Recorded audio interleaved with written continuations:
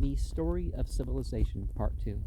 The Life of Greece, being a history of Greek civilization from the beginnings, and of civilization in the Near East, from the death of Alexander to the Roman conquest, with an introduction on the prehistoric culture of Crete by Will Durant. Chapter 20, Letters and Arts in the 4th Century. Section 5, Praxiteles. The sculptural masterpiece of the period was the great mausoleum dedicated to King Mausolus of Halicarnassus, nominally a satrap of Persia. Mausolus had extended his personal sway over Caria and parts of Ionia and Lycia, and had used his rich revenues to build a fleet and beautify his capital. When he died in 353 BCE, his devoted sister and wife, Artemisia, held a famous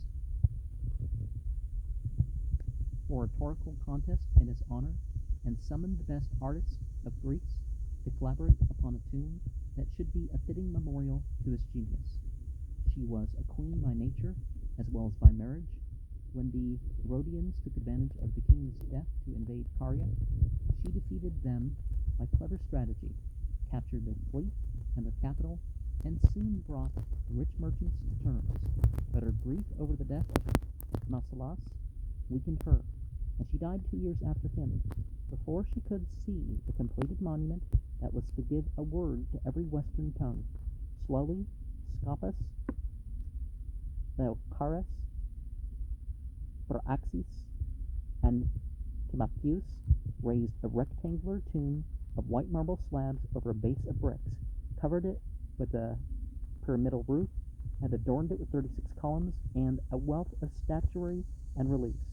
A statue of Mausolus, calm and strong, was found among the ruins of Halicarnassus by the English in 1857.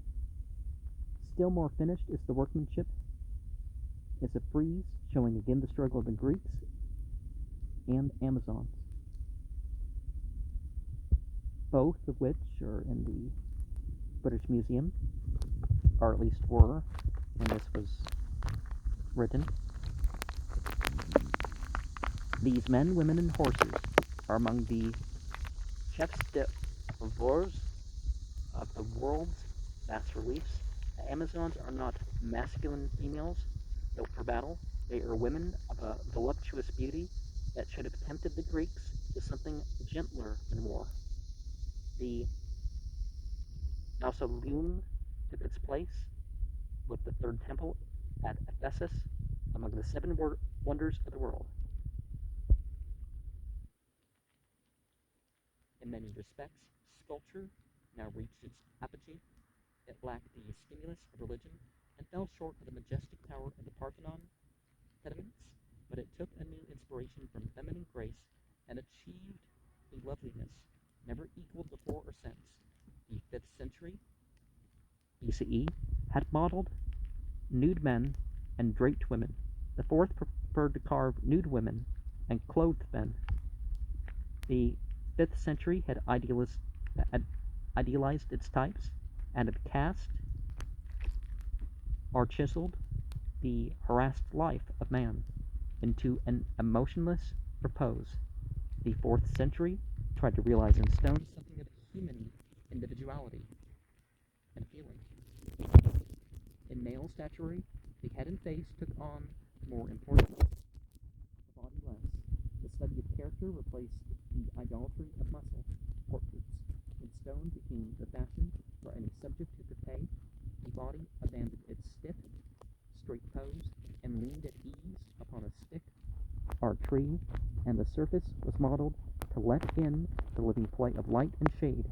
Anxious for realism, Lysistratus of Sicyon, apparently first among the Greeks, fitted a plaster mold upon the subject's face and made a preliminary cast.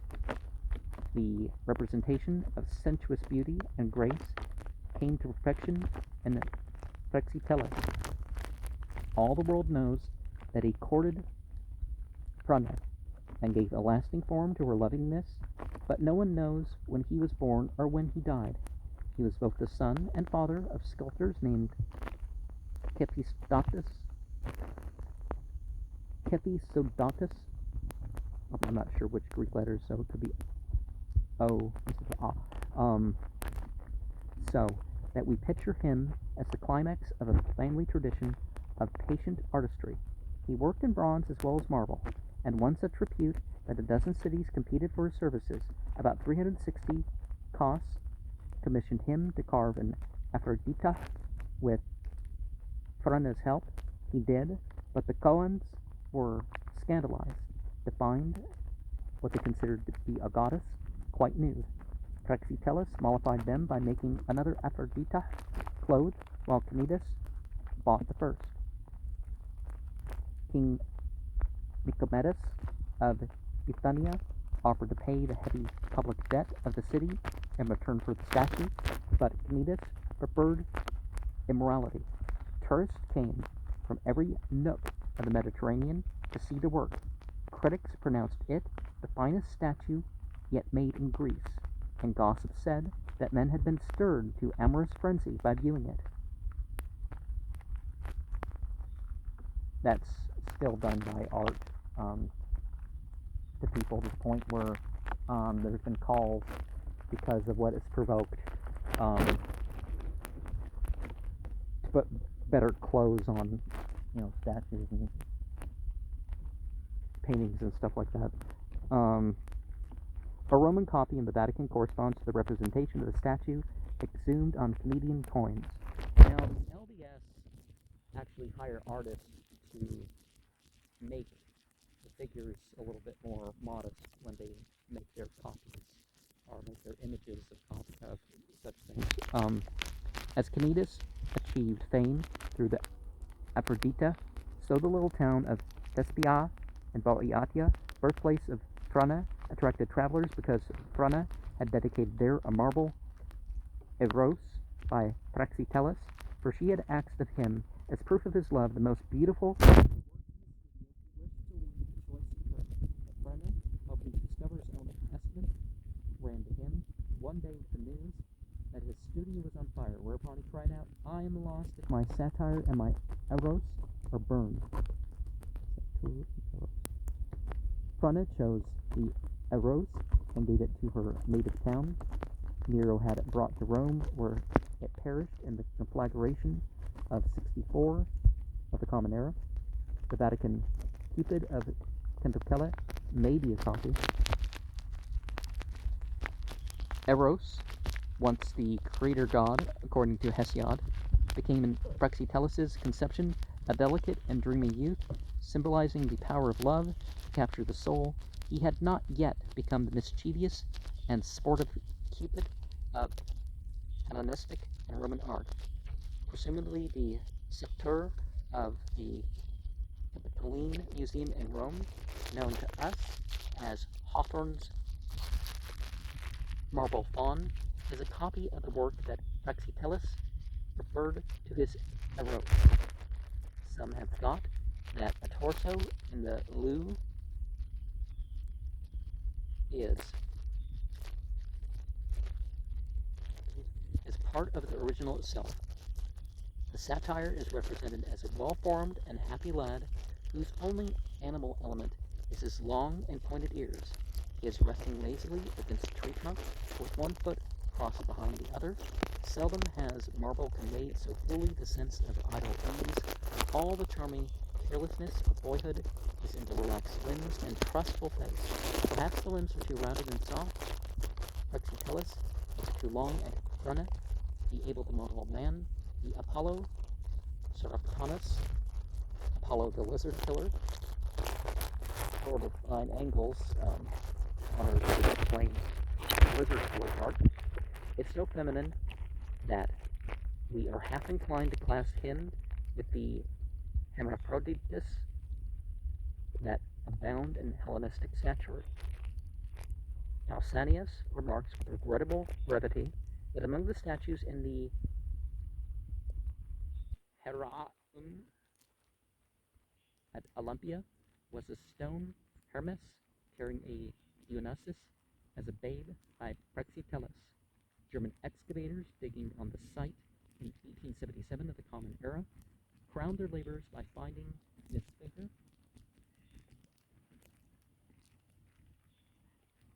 buried under centuries of rubbish and clay. Descriptions, photographs, and casts miss the quality of the work.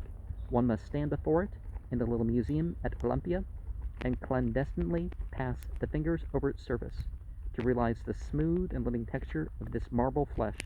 The messenger god has been entrusted with the task of rescuing the infant Dionysus from the jealousy of Hera and taking him to the nymphs or to rear him in secret.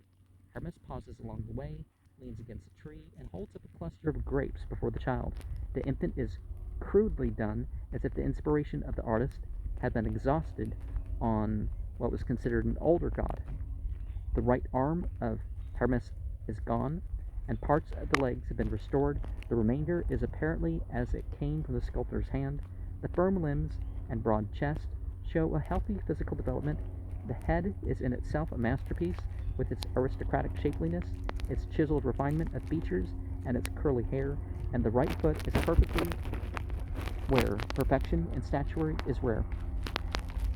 Antiquity considered this a minor work. We may judge from this the artistic wealth of the age. Another passage in Pausanias describes a marble group set up by Praxiteles in Mantinea. Excavation has found the base alone, bearing the figures of three muses, carved probably from the pupils rather than by the master. If we put together the references and extant in Greek writings to statues by Praxiteles, we find some 40 major works, and these were doubtless but a part of his abundant production. We miss in the remains the sublimity and strength, the dignity and reverence of Phidias. What were considered to be gods have made way for Prana, and the great issues of national life have been put aside for private love. But no sculptor has ever surpassed the sureness of Praxiteles' technique, the almost miraculous power to pour into hard stone ease and grace and the tenderest sentiment, sensuous delight and woodland joyousness. Phidias was Doric, Praxiteles is Ionic. In him, again, we have a premonition of that cultural conquest of Europe, which is to follow Alexander's victories.